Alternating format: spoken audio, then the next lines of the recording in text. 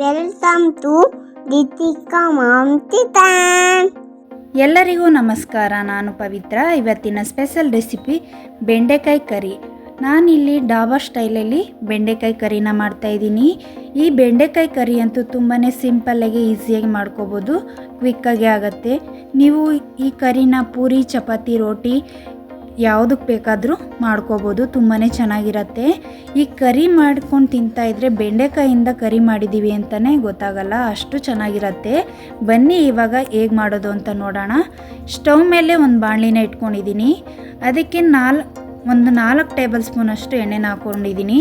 ನಾನು ದೊಡ್ಡ ಸ್ಪೂನಲ್ಲಿ 4 ಸ್ಪೂನ್ ಹಾಕ್ಕೊಂಡಿದ್ದೀನಿ. ಬೆಂಡೆಕಾಯಿನ ಈ ರೀತಿ ಕಟ್ ಮಾಡಿ ಇಟ್ಕೊಂಡಿದ್ದೆ ನಾನು. ನೀವು ಯಾವ ಶೇಪಲ್ಲಿ ಬೇಕಾದ್ರೂ ಕಟ್ ಮಾಡಿ ಇಟ್ಕೋಬೋದು, ನೀವು ಉದ್ದ ಬೇಕಾದ್ರೂ ಕಟ್ ಮಾಡಿ ಹಾಕೋಬೋದು. ನಾನು ಈ ರೀತಿ ಬೆಂಡೆಕಾಯಿನ ಕಟ್ ಮಾಡಿ ಇಟ್ಕೊಂಡಿದ್ದೀನಿ, 1 ಬೌಲಷ್ಟು. ನಾನು ಮೊದಲೇ ವಾಶ್ ಮಾಡಿ ಕಟ್ ಮಾಡ್ಕೊಂಡಿದ್ದೆ. ವಾಶ್ ಮಾಡೋದು ತೋರ್ಸೋಕ್ಕಾಗಿಲ್ಲ, ಅದಕ್ಕೋಸ್ಕರ ಇವಾಗ ಹೇಳ್ತಾ ಇದ್ದೀನಿ. ಎಣ್ಣೆ ಸ್ವಲ್ಪ ಬಿಸಿ ಆದಮೇಲೆ ನಾನು ಬೆಂಡೆಕಾಯಿನ ಹಾಕೋತಾ ಇದ್ದೀನಿ. ಬೆಂಡೆಕಾಯಿನ ಹಾಕ್ಕೊಂಡು ಚೆನ್ನಾಗಿ ಫ್ರೈ ಮಾಡ್ಕೋಬೇಕು. ನಾವು ಬೆಂಡೆಕಾಯಿನ ಎಷ್ಟು ಫ್ರೈ ಮಾಡ್ತೀವೋ ಅಷ್ಟು ಕರಿ ಚೆನ್ನಾಗಿ ಬರುತ್ತೆ. ಈ ಟೈಮಲ್ಲಿ ಸ್ವಲ್ಪ 1/4 ಟೇಬಲ್ ಸ್ಪೂನ್ ಅರಶಿನ ಪುಡಿನ ಹಾಕೋಬೇಕು. ನಾವು ಈ ರೀತಿ ಎಣ್ಣೆಲಿ ಚೆನ್ನಾಗಿ ಫ್ರೈ ಮಾಡೋದ್ರಿಂದ ಬೆಂಡೆಕಾಯಲ್ಲಿರೋ ಲೋಳೆ ಅಂಶ ಎಲ್ಲ ಬರೋದಿಲ್ಲ, ಅದಕ್ಕೋಸ್ಕರ ಚೆನ್ನಾಗಿ ಫ್ರೈ ಮಾಡಬೇಕು.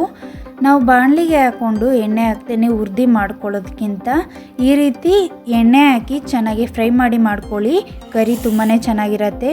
ಈ ರೀತಿ ಗೋಲ್ಡನ್ ಕಲರ್ ಬರೋ ತನಕ ನಾನು ಫ್ರೈ ಮಾಡ್ಕೊಂಡಿದ್ದೀನಿ. ತುಂಬಾ ಚೆನ್ನಾಗಿ ಫ್ರೈ ಆಗಿದೆ, ನೋಡ್ತಾ ಇರ್ಬೋದು ಯಾವ ರೀತಿ ಫ್ರೈ ಆಗಿದೆ ಅಂತ. ಸ್ವಲ್ಪ ಗರ್ಗರಿ ಆಗಬೇಕು, ಅಲ್ಲಿ ತನಕ ಫ್ರೈ ಮಾಡಿಕೊಂಡ್ರೆ ಬೆಂಡೆಕಾಯಲ್ಲಿರೋ ನೋಳೆ ಅಂಶ ಎಲ್ಲ ಬರೋದಿಲ್ಲ. ಈಗ ಚೆನ್ನಾಗಿ ಫ್ರೈ ಮಾಡ್ಕೊಂಡಿದ್ದಾಗಿದೆ. ನಾನು ಬೌಲ್ಗೆ ಶಿಫ್ಟ್ ಮಾಡ್ಕೊತಾ ಇದ್ದೀನಿ, ನೋಡ್ತಾ ಇರ್ಬೋದು. ಈ ರೀತಿ ಮಾಡಿಕೊಂಡು ಬೆಂಡೆಕಾಯಿ ಕರಿನ ಮಾಡಿಕೊಂಡ್ರೆ ತುಂಬಾ ಚೆನ್ನಾಗಿರುತ್ತೆ. ಈ ಬೆಂಡೆಕಾಯಿನೆಲ್ಲ ನಾನು ಬೌಲ್ಗೆ ಶಿಫ್ಟ್ ಮಾಡ್ಕೊಂಡಿದ್ದಾಗಿದೆ. ನೀವು ನೋಡ್ತಾ ಇರ್ಬೋದು ಎಷ್ಟು ಗರ್ಗರಿಯಾಗಿದೆ ಅಂತ. ಈ ರೀತಿ ಮಾಡ್ಕೊಂಡ್ರಂತೂ ತುಂಬಾ ಚೆನ್ನಾಗಿರುತ್ತೆ.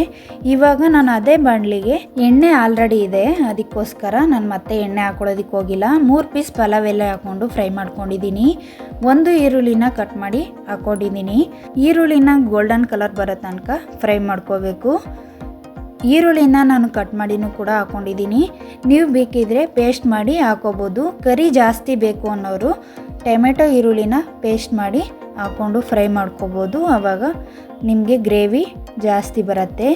ನಾನಿವಾಗ ಗೋಲ್ಡನ್ ಕಲರ್ ಬರೋ ತನಕ ಫ್ರೈ ಮಾಡ್ಕೊಂಡಿದ್ದಾದಮೇಲೆ 1 ಸ್ಪೂನ್ ಶುಂಠಿ ಬೆಳ್ಳುಳ್ಳಿ ಪೇಸ್ಟ್ನ ಹಾಕ್ಕೊಂಡು ಅದರಲ್ಲಿರೋ ಹಸಿ ವಾಸನೆ ಎಲ್ಲ ಹೋಗೋ ತನಕ ಫ್ರೈ ಮಾಡ್ಕೋತಾ ಇದ್ದೀನಿ. ಶುಂಠಿ ಬೆಳ್ಳುಳ್ಳಿ ಪೇಸ್ಟ್ ಚೆನ್ನಾಗಿ ಫ್ರೈ ಆದಮೇಲೆ ನಾನು ಒಂದು 3ರಿಂದ 4 ಟೊಮೆಟೊನ ಕಟ್ ಮಾಡಿ ಹಾಕ್ಕೊಂಡಿದ್ದೀನಿ. ಟೊಮೆಟೊನ ನೀವು ಬೇಕಾದರೆ ಪೇಸ್ಟ್ ಮಾಡಿನೂ ಹಾಕ್ಕೊಂಡ್ರೆ ಗ್ರೇವಿ ಜಾಸ್ತಿ ಬರುತ್ತೆ. ನಿಮಗೆ ಗ್ರೇವಿ ಜಾಸ್ತಿ ಬೇಕು ಅಂದರೆ ಜಾಸ್ತಿ ಇಂಗ್ರೀಡಿಯೆಂಟ್ಸ್ ಹಾಕಿ ನೀವು ಜಾಸ್ತಿ ಮಾಡ್ಕೋಬೋದು. ಕಡಿಮೆ ಮಾಡಬೇಕು ಅನ್ನೋರು ಕಡಿಮೆ ಇಂಗ್ರೀಡಿಯೆಂಟ್ಸ್ ಹಾಕಿ ಕಡಿಮೆ ಮಾಡ್ಕೋಬೋದು.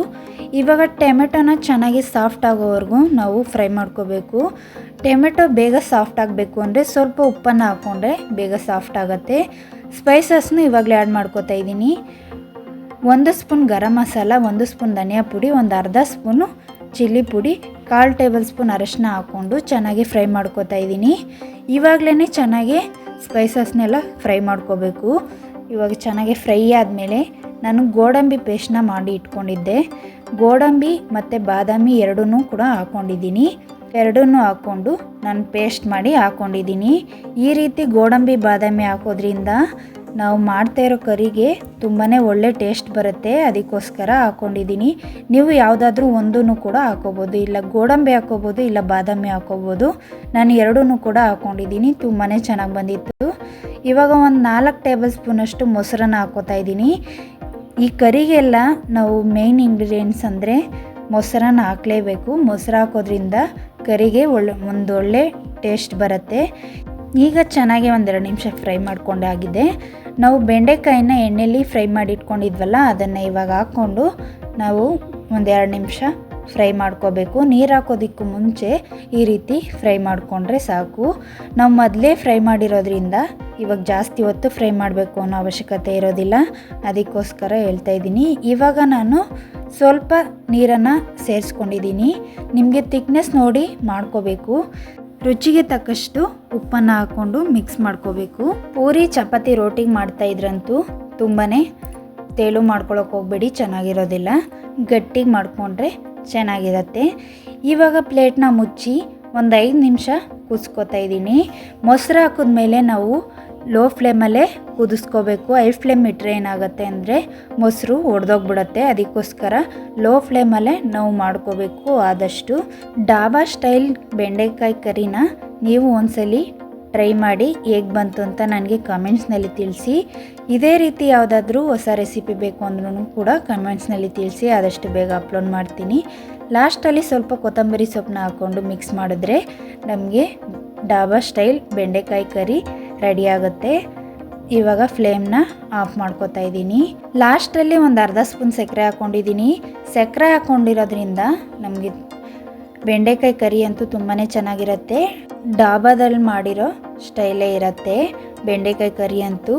ಇವಾಗ ಬೆಂಡೆಕಾಯಿ ಕರಿ ರೆಡಿಯಾಗಿದೆ. ನಾನು ಬೌಲ್ಗೆ ಸರ್ವ್ ಮಾಡ್ಕೊತಾ ಇದ್ದೀನಿ. ನೀವು ನೋಡ್ತಾ ಇರ್ಬೋದು, ನೋಡೋದ್ರಲ್ಲ ಎಷ್ಟು ಸಿಂಪಲ್ಲಾಗಿ ಬೆಂಡೆಕಾಯಿ ಕರಿನ ಡಾಬಾ ಸ್ಟೈಲಲ್ಲಿ ಮನೇಲೇ ಈಸಿಯಾಗಿ ಮಾಡ್ಕೋಬೋದು ಅಂತ. ತುಂಬಾ ಸಿಂಪಲ್ಲಾಗಿ ಕ್ವಿಕ್ಕಾಗಿ ಮಾಡ್ಕೋಬೋದು, ತುಂಬಾ ಚೆನ್ನಾಗಿರುತ್ತೆ. ನೀವು ಒಂದ್ಸಲಿ ಟ್ರೈ ಮಾಡಿ.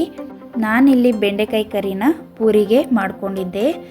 ಆಲ್ರೆಡಿ ನಾನು ಪೂರಿ ರೆಸಿಪಿನ ಅಪ್ಲೋಡ್ ಮಾಡಿದ್ದೀನಿ, ನೀವು ಹೋಗಿ ಚೆಕ್ ಮಾಡ್ಬೋದು. ಆ ಪೂರಿಗೆ ನಾನು ಮೈದಾ ಹಿಟ್ಟು, ಗೋಧಿ ಹಿಟ್ಟು, ಅಕ್ಕಿ ಹಿಟ್ಟು ಯಾವುದನ್ನು ಬಳಸಿಲ್ಲ.